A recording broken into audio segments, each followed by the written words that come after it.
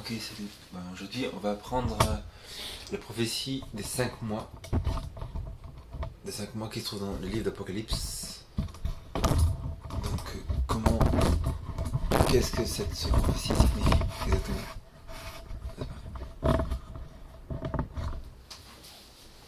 On va la lire d'abord. Ça se trouve dans les 7 trompettes. Apocalypse. Je prie que tu bénisses les gens qui écoutent et que tu comprends. Je suis quand même. Ça s'appelle les 5 trompettes. On est.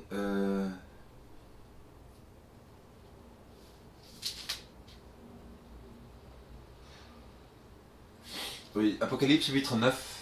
On a vu chapitre 9. Et ça parle de ces royaumes. Donc la prophétie c'est les 5 mois. 5 mois. Voici les 5 mois. Après il y a un an. Un mois. Un jour. Et une heure.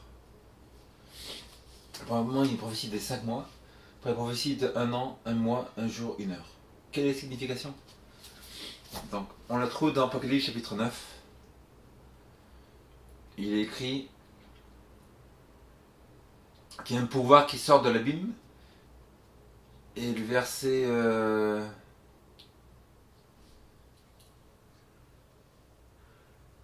enchaîne le grand fleuve du livre des 5 mois. Donc le cinquième ange, verset 9, chapitre 9, verset 1. Le cinquième ange sonna de la trompette, je vis une étoile qui était tombée du ciel sur la terre, la clé du puits de l'abîme lui fut donnée. Elle ouvrit le puits de l'abîme, il monta du puits de l'abîme une fumée, comme la fumée d'une grande fournaise, et le soleil et l'air fut obscurci par la fumée et le puits. De la fumée des sauterelles sortirent sur la terre, et leur fut donné le pouvoir pareil aux scorpions au pouvoir des scorpions de la terre. Il lui fit dit de ne pas toucher de l'herbe de la terre, ni aucune verdure, ni aucun arbre, mais seulement aux hommes qui n'ont pas le sceau de Dieu sur leur front. Quel est ce pouvoir? Ce pouvoir, nous dit la parole de Dieu, c'est un pouvoir qui sort après la destruction de Rome. Parce que les premiers sceaux qu'on a, en fait, ça parle de Rome. Le dernier sceau, c'est la destruction de Rome par les hordes barbares qui sont venus de l'Est, les Huns, tout ça. Ils sont venus de l'Est, ils sont venus à Rome, ils ont saccagé Rome. Rome est détruite. Le pouvoir était resté pendant quelques temps avec les sénateurs, tout ça, à Rome, mais ce n'était plus le pouvoir romain. Et l'Europe était divisée à ce moment-là en différentes factions qui sont devenues la France, les Francs, les Visigoths, Espagne, Allemagne, les Allemands, anglo-saxons qui sont devenus les Anglais. Et c'est arrivé plutôt 331. Et la Bible nous dit qu'après on arrive à ce saut qui est juste après, et qui s'appelle qu'est-ce qui est arrivé après? C'est que le pouvoir musulman est sorti avec Mohammed. Donc Mohammed est arrivé à peu près vers l'année 500. L'année 500. De l'année 500 jusqu'au 12e siècle,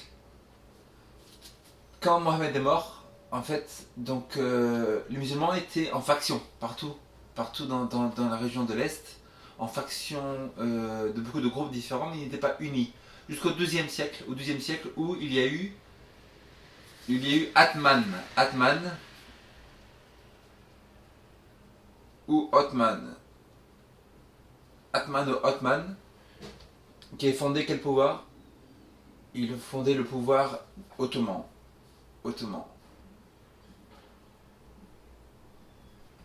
Et donc cette prophétie nous parle de ça, qu'un pouvoir sort de l'abîme avec beaucoup de puissance. C'est comme des sauterelles qui ressemblent à des chevaux équipés au combat. Donc les chevaux arabes étaient les meilleurs sur la terre à l'époque. Il y avait sur la tête comme des couronnes semblables de l'or, et leurs visages étaient comme des visages humains. Elles avaient des cheveux comme des cheveux de femmes, et leurs dents étaient comme des dents de lion. Elles avaient des poitrails comme des cuirasses de fer, le bruit de leurs ailes était comme le bruit de chars à plusieurs chevaux qui courent au combat. Elles avaient dans leur queue semblable à des scorpions aiguillons qui, dans leur queue, avaient le pouvoir de nuire aux hommes pendant 5 mois. Donc ce pouvoir-là, après, commençant au 2e siècle, a le pouvoir de nuire pendant 5 mois. Donc en fait, le 27 juillet 1299. 27 juillet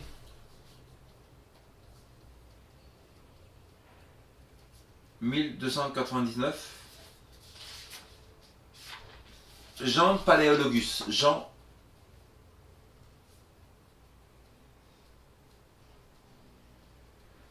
Paléologus meurt du pouvoir romain, quitte la partie est, ça veut dire l'Empire grec. Jean Paléologus meurt, son frère Constantine prend sa place.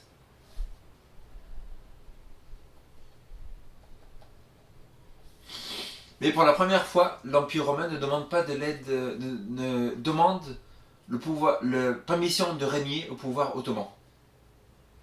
On n'avait jamais vu ça, donc ça commence dans la prophétie comme quoi ce pouvoir demande de l'aide. Il demande à qui? Il demande à Sultan Amurath. Sultan Amurath. A-M-U-R-A-T-H.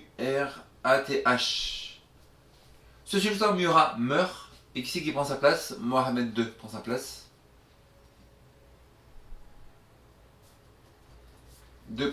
C'était le 27 juillet 1299.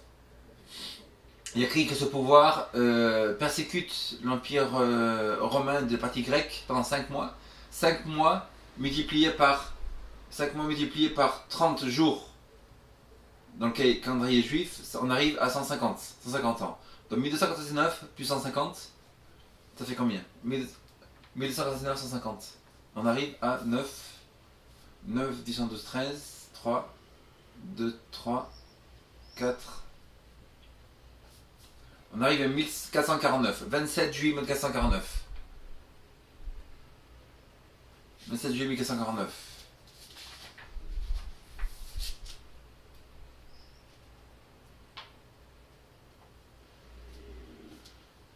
Ok, en fait, je suis trompé au début. En fait, le 27 juillet 1199, c'est que le pouvoir ottoman prend d'assaut pour la première fois le Constantinople. Et le pouvoir grec essaie de faire des assauts. On ajoute de ce moment-là de 150 ans, on arrive à 1499, où Jean Paléologus meurt, son frère Constantine prend sa place. Le sultan Amurath, dont il a donné la permission de régner, meurt et Mohamed II prend la place. Et de ce moment-là, c'est lui qui donne l'assaut à Constantinople.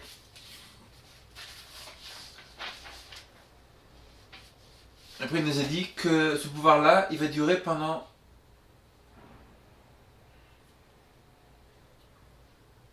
Et les 4 anges qui étaient prêts pour l'heure, le jour, le mois et l'année furent déliés pour tuer le tiers des hommes.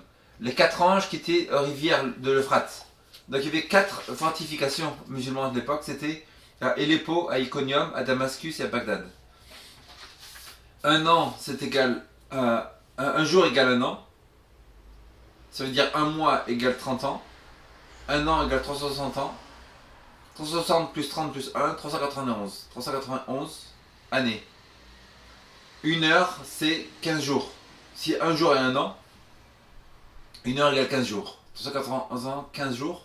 Donc on ajoute 1449, 27 juillet 1449, où Mohamed II a pris d'assaut Constantinople. Si on commence au début, donc c'était le pouvoir ottoman a commencé au XIIe siècle. 1299, Ottoman commence ses assauts contre le pouvoir romain. On ajoute ses 150 ans, on arrive à 1449 où Jean Paléologus meurt du pouvoir romain. Son frère Constantine prend sa place, mais pour la première fois il demande la permission à Sultan Amurath de prendre la place, et lui meurt et Mohamed II prend la place du pouvoir musulman et il commence à prendre d'assaut Constantinople. On a dit qu'ils vont régner pendant un an, un mois, un jour, une heure. On a vu que c'est 391 ans et 15 jours. 1449 plus 391 années égale combien? 27 juillet 1449 plus 391 années et 15 jours.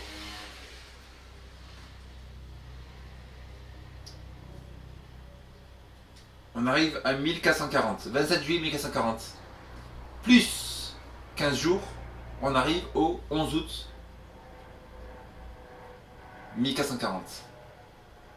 Que s'est-il passé ce jour-là? Ce jour même, 11 août 1440, l'ultimatum des 4 pouvoirs européens qui défendaient le sultan ottoman contre le pacha d'Égypte Mehemet Ali, qui allait prendre le pouvoir sur son bureau le 11 août 1840, le 11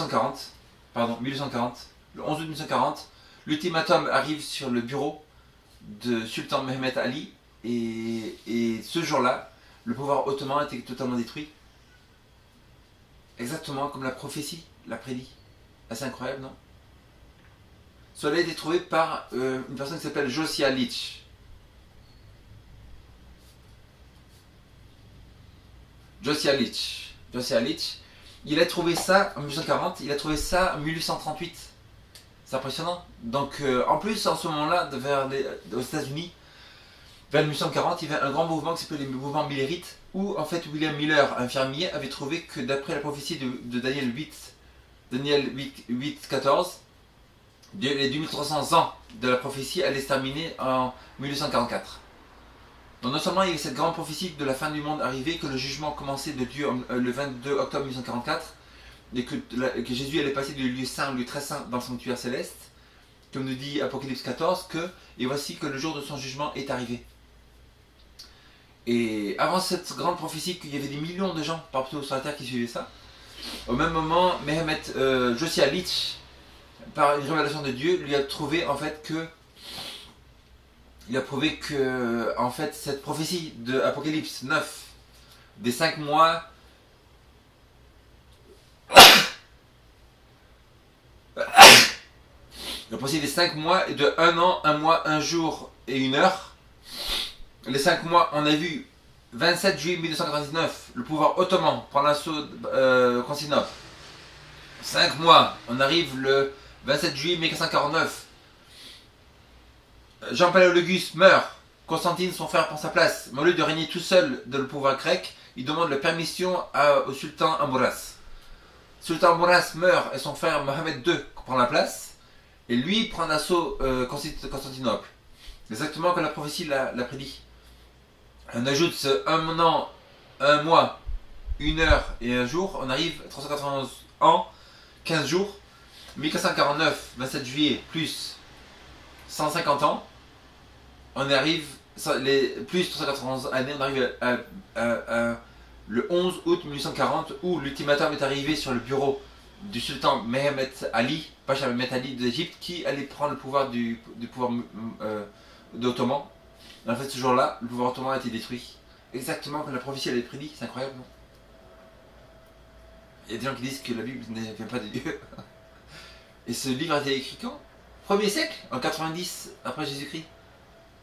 Comment ce livre peut prédire des choses qui se passent 2000 ans après? Incroyable. Pour en savoir plus, allez sur le site 3abn.org, télévision 24h24, 3abn.org. Ou allez sur hoptv.org, HOPE-TV.org. Si vous parlez espagnol, vous allez sur latin, après tirer comme ça, tv.org.